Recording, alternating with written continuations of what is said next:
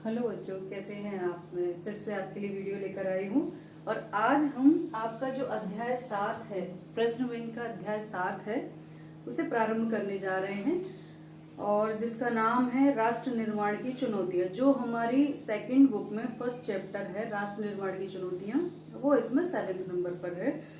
और इसमें जो इकाई पर आवंटन है, यानी कितने नंबर इससे हमें मिलेंगे, तो वो है 8 अंक, यानी 8 अंक हमें इससे प्राप्त हो रहे हैं। जिसमें वस्तुनिष्ठ प्रश्न एक आएगा, 1 नंबर का, 2 नंबर का एक प्रश्न आएगा और 5 नंबर का एक प्रश्न आएगा। कुल हमें 8 नंबर मिलेंगे इससे। ठीक है। अब इसमें जो प्रश्न है, सबसे पहले उन्होंने जो शॉर्ट प्रश्न पूछे हैं वो 2 तो बहुविकल्पी पूछे हैं और 2 खाली स्थान है। ठीक। इसका जो पहला प्रश्न है कि आजादी के बाद भारत के सामने प्रमुख चुनौती थी, और इसमें उन्होंने 4 ऑप्शन दिए हैं कि लोकतंत्र को बनाए रखना, राष्ट्र निर्माण, या औद्योगिक विकास, या सामाजिक विकास। तो ये जो ऑप्शन है, मेरे ख्याल से ये ऑप्शन चारों के चारों सही है ना। क्योंकि उसके सामने लोकतंत्र, अभी हमने पढ़ा था बुक में 3 चुनौतियां थी। एक तो थी राष्ट्र की एकता अखंडता बनाए रखना, दूसरा था लोकतंत्र कायम रखना, तीसरा था विकास करना, है ना। तीनों प्रमुख चुनौतियां थी उस समय भारत के सामने।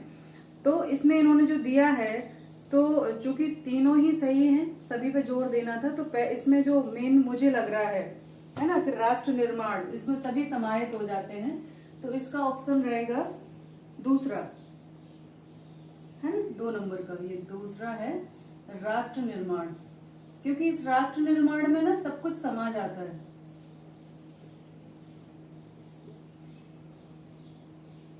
राष्ट्र निर्माण है। ठीक है। अब है क्वेश्चन नंबर 2 का आंसर, और क्वेश्चन नंबर 2 में पूछा है कि ये इसका आंसर है 2 राष्ट्र निर्माण। ठीक है। 2 है कि कश्मीर के भारत में विलय समझौते पर हस्ताक्षर किए गए, यानी कश्मीर का जो विलय हुआ था, राजा हरि सिंह ने जो विलय पत्र पर हस्ताक्षर किए थे, वो कब किए थे। ठीक। प्रश्न स्पष्ट नहीं है पर हमें उसको समझना है। तो इसमें 4 ऑप्शन है: 22 अक्टूबर 1948, 26 अक्टूबर 1947, 26 अक्टूबर 1945 या 22 अक्टूबर 1946।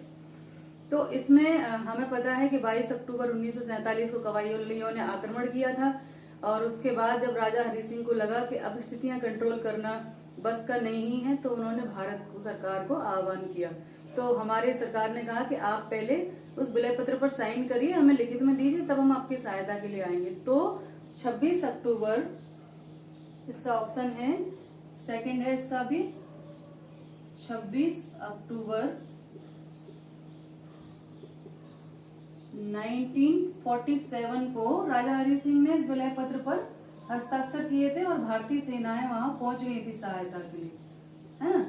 तो ये तीसरा है कि भारत विभाजन के पश्चात हुए सांप्रदायिक दंगों ने डैश डैश समस्या को जन्म दिया। ठीक। तो यहाँ पर आएगा आपका शरणार्थी समस्या, डैश डैश में आएगा यहाँ पर शरणार्थी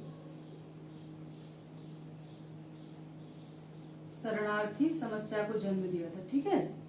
शरणार्थी समस्या को जन्म दिया। ठीक।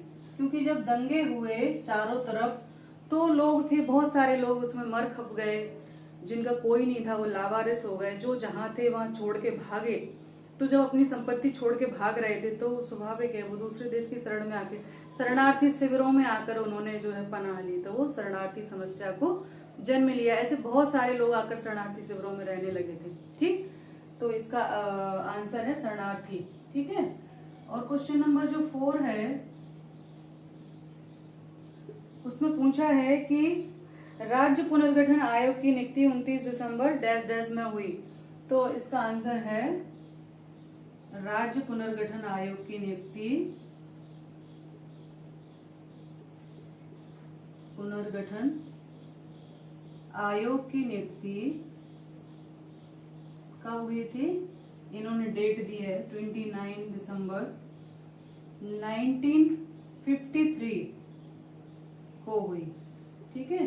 तो इसके जो खाली स्थान में आएगा 1953, 1953 को जो है उसकी नियुक्ति हुई।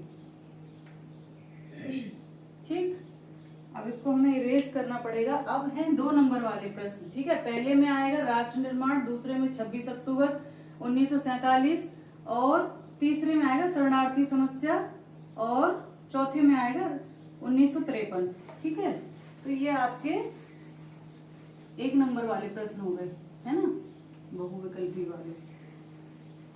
अब हम चलेंगे 2 नंबर वाले प्रश्नों की तरफ। और 2 नंबर वाले प्रश्न कहाँ से शुरू होते हैं? वो होते हैं 5 से, क्वेश्चन नंबर 5। और क्वेश्चन नंबर 5 में पूछा है कि भारत विभाजन के 2 कोई कारण लिखे। क्या कारण थे भारत विभाजन के? तो हम सभी जानते हैं भारत विभाजन के बहुत सारे कारण थे, लेकिन इसमें सबसे पहला जो कारण था वो था अंग्रेजों की फूट डालो शासन करो की नीति। अंग्रेजों की फूट डालो शासन करो की नीति, ठीक है, शासन करो की नीति। और दूसरे नंबर का जो है वो है मुस्लिम लीग, है ना, मुस्लिम लीग की सांप्रदायिकता नीति, ठीक है, मुस्लिम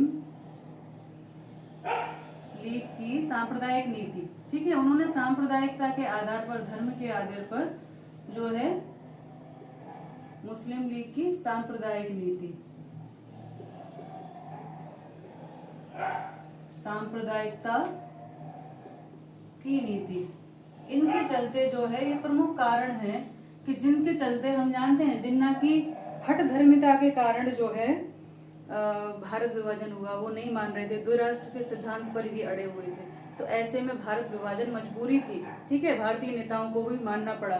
हालांकि गांधी जी ने कहा था कि भारत का विभाजन मेरी लाश के ऊपर होगा, और अंत में 1948 में उनको अपने प्राण गंवाने पड़े। तो मजबूरी में ये हुआ था। तो मुस्लिम लीग की सांप्रदायिकता की नीति और अंग्रेजों की फूट डालो शासन करो की नीति के चलते भारत का विभाजन हुआ। ये 2 कारण, इसको उससे पहले आपको लिखना है कि भारत विभाजन के प्रमुख कारण निम्न हैं, वो मैंने अभी लिखा नहीं। क्वेश्चन नंबर 6 का आंसर हम देखेंगे। जो 6 है उसमें पूछा है इंस्ट्रूमेंट ऑफ एक्सेशन क्या था, या विलय पत्र क्या था। तो इसमें हम लिखेंगे कि इसमें इस विलय पत्र पर हस्ताक्षर करके कश्मीर का भारत में विलय हुआ,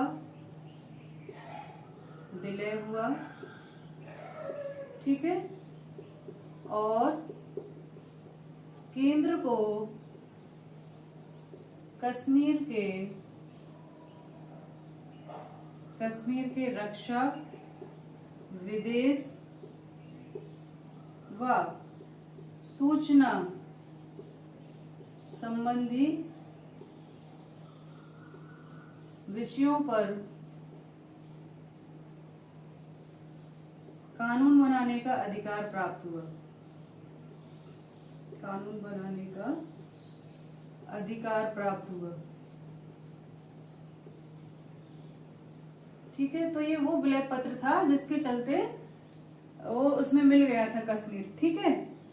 अब इसमें है कि भारत, सरदार पटेल को भारत का बिस्मार्क क्यों कहा जाता है। क्वेश्चन नंबर 7 है, उसका आंसर है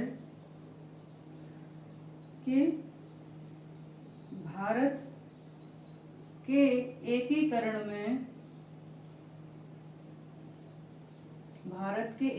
में सरदार पटेल का वही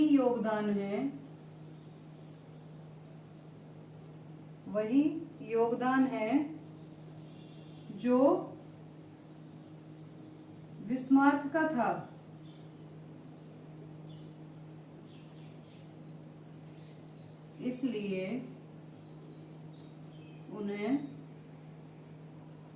इसलिए उन्हें जो है क्या कहा जाता है, भारत का बिस्मार्क कहा जाता है। ठीक है, तो ये सारे क्वेश्चन जो थे तो आपके 2 नंबर वाले और 1 नंबर वाले हल हुए। अगले वीडियो में 5 नंबर के क्वेश्चन के साथ मिलेंगे और वही सारे प्रश्न हैं। शरणार्थी समस्या है, राज्य पुनर्गठन आयोग है, जूनागढ़ रियासत के बारे में है, तो ये हम अगले वीडियो में चर्चा करेंगे। तो आज के लिए इतना ही। ध्यान रखिए, पढ़ाई करते रहिए। नमस्ते, सभी को धन्यवाद।